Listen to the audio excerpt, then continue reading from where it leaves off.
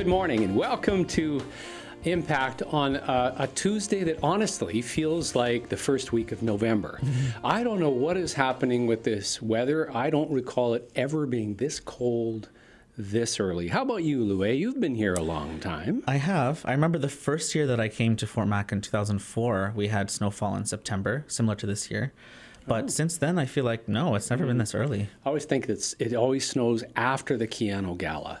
And the first week in November. Luay Eljamal is my guest this morning. Luay is the director of the amazing play happening at Keyano Theatre right now called Sexy Laundry. He's also the programs and communications manager with the Multicultural Association of Wood Buffalo. Thanks for coming in. Yeah, thank you so much for having me. I was inspired to ask you because my wife and I went to the opening of Sexy Laundry on Friday, and we didn't get a chance to chat because I'm old and I need to get to bed after a play. Honestly, when did that happen? A line directly from the show. Oh boy, yeah. Talk about relatability to a couple. Heather and I have been married 15 years now, and so I think I've been encouraging couples that they should go and see this show because much of it will ring true. So I'm fascinated to find out. You're not married. At least I don't think you are. Not married. Never been married before. No. So how do you approach this kind of material as a director when you really have no experience in it? Yeah, that was something that I was nervous about at first. Like I knew that I wanted to jump back into the theater community in Fort McMurray, and Sexy Laundry was pre-selected as the first show that they were looking at community director for. So it wasn't something that I picked. It was something that I was kind of given to work with.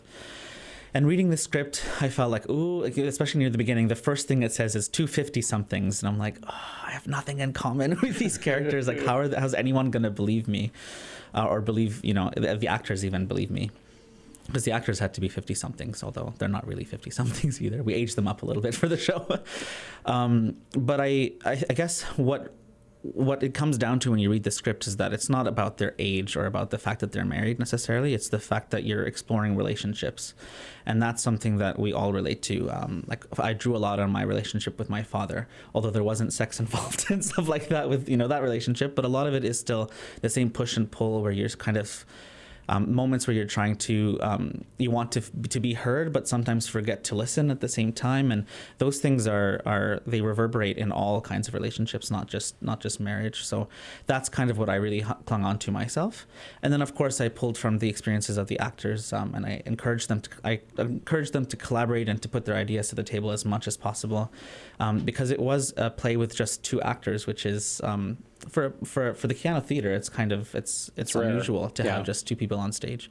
But being that intimate, they were really able to get involved a lot more than you would in a show that has kind of a cast of 20 or 30.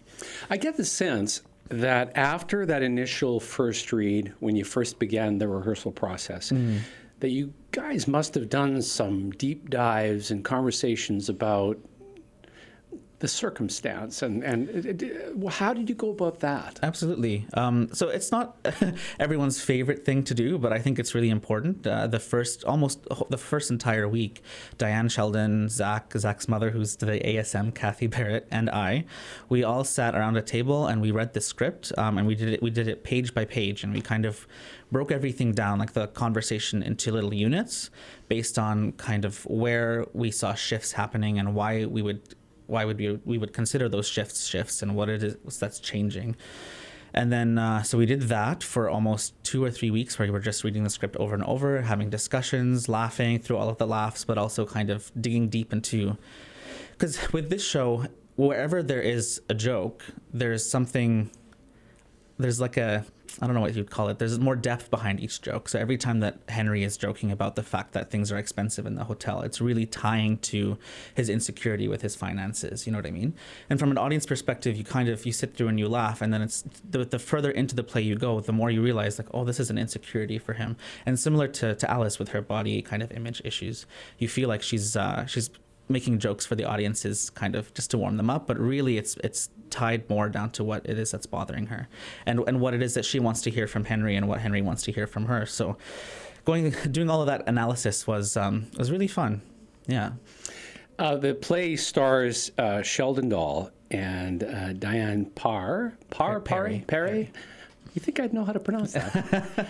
Diane has been in many plays, as has Sheldon. I've worked with both of them in various ways. I thought, and I think I posted about it, that their performance was heartfelt. I believed it. It was funny, sure. But I really believed they were this couple that had a journey together. Yeah, absolutely. That's quite an achievement. Yeah, and it was something that I saw right in their auditions, because we did the auditions separately, and then we did those group kind of auditions where we pair people up.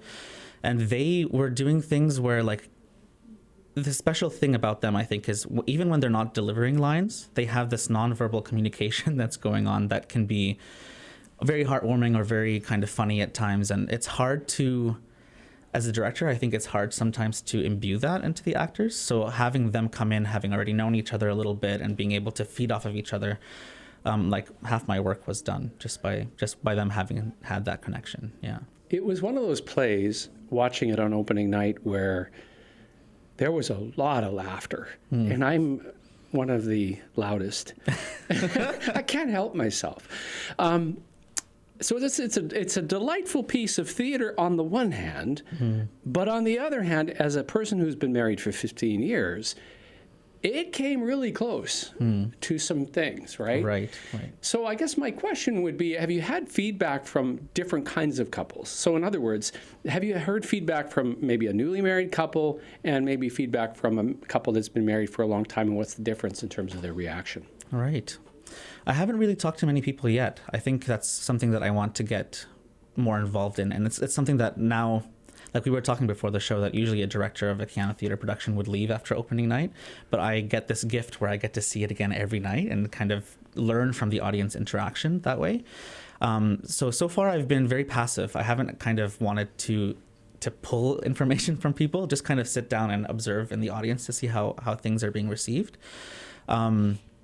But that being said, like you mentioned it being funny and stuff, there are a lot of things that surprised me in terms of what people found funny and things that I wouldn't have thought, oh, this is a joke for people. Okay, I guess that's true, you know, especially towards the second act where things get a lot heavier. Yeah. But people, I don't know if it's because of that a release of tension where things are very kind of tight and they're getting uncomfortable in a healthy way, that they want to laugh just so that they feel like, this is relatable, haha. That really surprised me a lot of the times when they're having like heavy arguments that audience members are laughing. But I think it's healthy. I think it's good. Yeah. As a younger person, yes, not married, yes, what did you learn? Through the show or through? Yeah, through the show. Not the process, but the actual performance, the story. What do you walk away from with? My biggest one, and I've put this into the director's notes as well, was that it's a lot easier to want to change the people around us before wanting to change something within ourselves. And it's usually linked to our personal insecurities. So like we mentioned, Henry and Alice, they both have insecurities.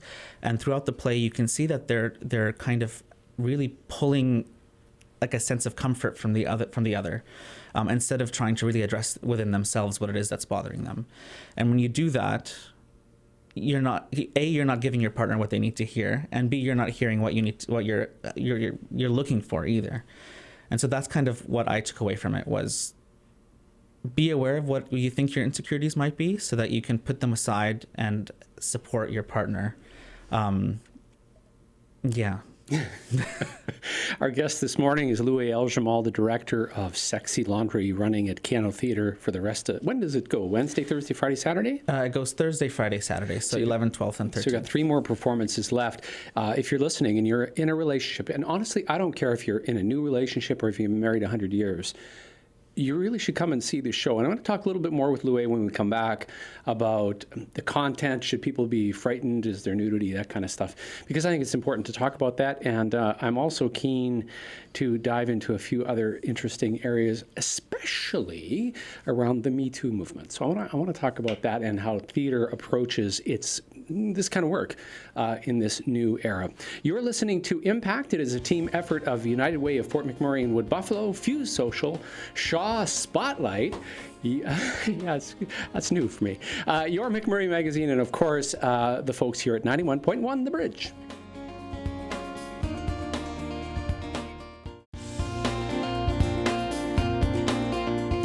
Welcome back to Impact. Hope you had a wonderful Thanksgiving weekend. I had a great Thanksgiving Sunday because up until that point, I thought I'd lost my winter jacket, and Luay, we were about an hour from our Thanksgiving meal, and I got to go back to the store because I forgot whatever.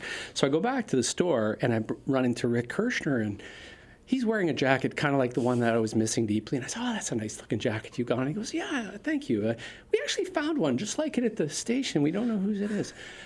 Okay, that'd be mine. Yeah, I saw that on Facebook. I was like really happy for you that you found it. And had I not made the decision to go at that moment, I probably would, maybe I would have found out today. Anyway, it's a good day. Hope you had a great weekend. Mm-hmm. My guest this morning, Luay Eljamal, the director of Sexy Laundry, which is running Thursday, Friday, Saturday night at Keyano Theatre.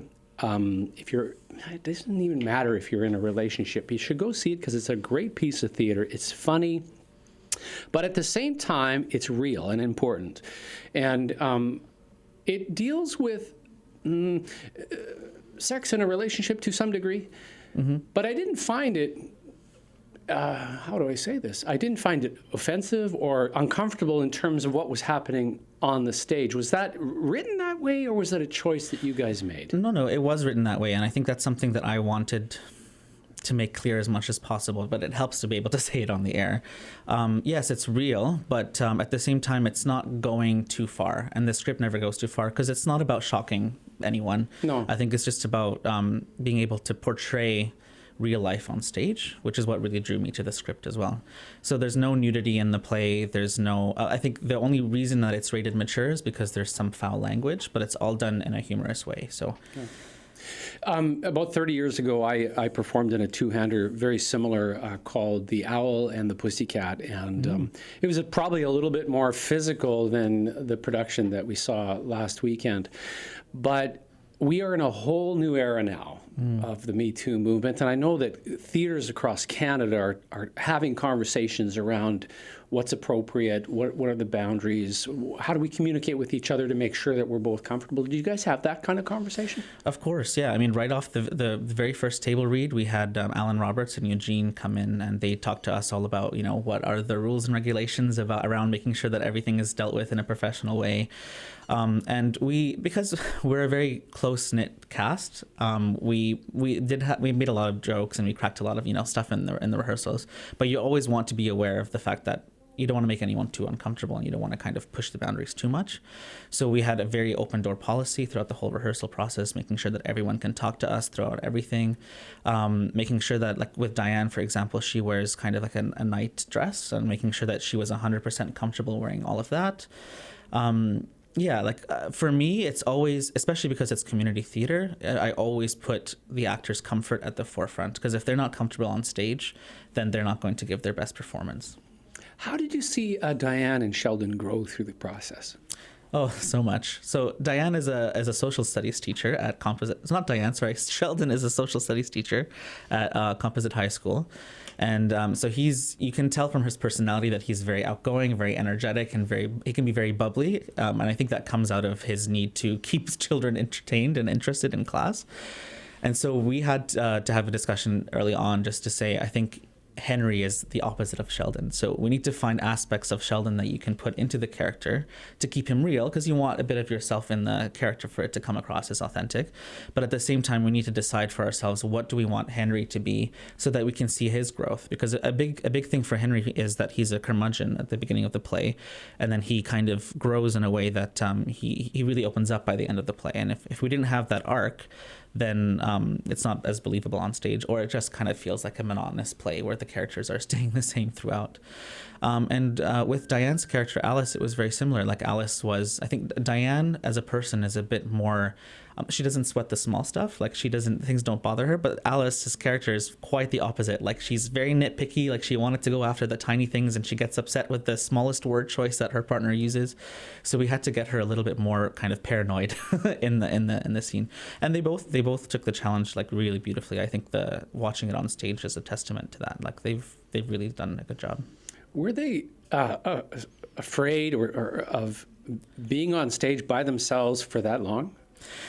Oh, yeah. Afraid maybe isn't the right word, but maybe not afraid, yes, but no, but we've talked about it all the time, and we cracked a lot of jokes about that too. Like, oh, there are no pee breaks, during this show because they're on stage the whole time. And I think the biggest challenge for them, and I didn't foresee this, was just line memorization, because this was the first full-length show that I had directed with just a cast of 2. I had done 2 Henders before, but like for almost an hour and a half long show where there's just 2 people, I forgot that they are the only ones talking for those whole 2, which means that the division of lines is a lot more concentrated on those two actors. So it was a challenge to get us to the point of memorization, but they did it really, really well. And you'll notice that they don't really flub their lines that much on stage now. So they've done me proud.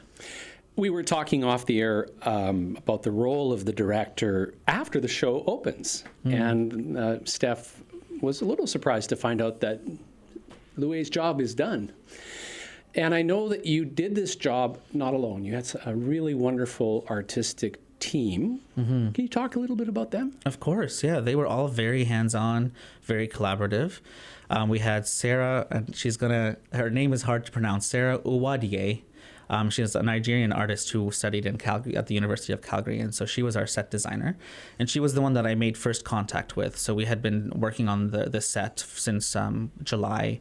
I had asked for a lot of mirrors to be integrated into the set because it's forcing the actors to really analyze themselves in an external sense, and I think she did that beautifully. We have 3 really large mirrors on set, which was a headache for our lighting designer, Ray Moschuk, because of course when you put lights on stage with mirrors on them, then they bounce right back into the audience. But he did a really good job as well, making sure that those were well focused. We have Lindsay Delansky. She is our costume designer, and so she head of wardrobe. She did all of everything you see on stage that the actors are wearing were put together by Lindsay, and very, very well, I might add. We have Riley Bow, who was our kind of props designer. Who else? Scott was our technical manager. Eugene, of course, was the production manager. Alan was the head of the theater. So Zachary Barrett, he was the stage manager. This is now going to be like a test to see if I know my whole team. Yeah. Catherine Barrett, she was the ASM. Am I forgetting anyone? I think you did good. Chloe was sound as well. Awesome. Yeah. You made the choice to mic the actors. Yes. Why? I feel like I had to really fight for that one. Well, I wanted to make sure that everything was heard. I know that it's an intimate show. There are moments where I wanted them not to feel that they had to project through a speech. Like when people are intimate at home, you tend to be very quiet, especially when you're trying to confess something. And so mics were very important to me for that. But also because the laughter. Like I was anticipating some laughter, and it's really easy to lose lines through audience laughter. I wanted just them to have that extra support. So if someone found something funny that someone else did not, at least the one who didn't is still being able to hear the rest of the lines. Well, yeah, and I heard every single one of them. And your point is well taken. Luay, thanks for coming in. We're going to take another break and talk more with Luay Eljamal, Director of Sexy Laundry, happening Thursday, Friday, Saturday night, 8 o'clock at Keyano Theatre. You're listening to Impact right here on 91.1 The Bridge.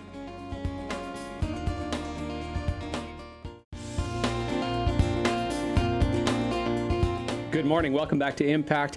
Coming up at noon today, I thought I'd put a plug in. I'm going to be doing a live painting at Boston Pizza, one of the Red Menu locations. I'm going to give myself an hour to paint something that is related to the theme of the campaign this year, which is local love.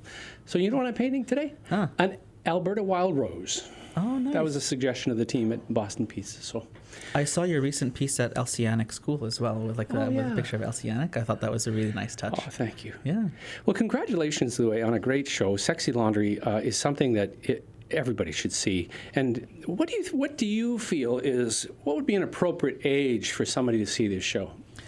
Because my son, who's in grade 10, felt a little uncomfortable, so he chose not to come. Fair enough. Yeah, it's definitely geared more towards adults. There's nothing wrong with anyone, I'd say 17, 18 watching it, but they won't get maybe much out of it. It's just a bit more of an adult show.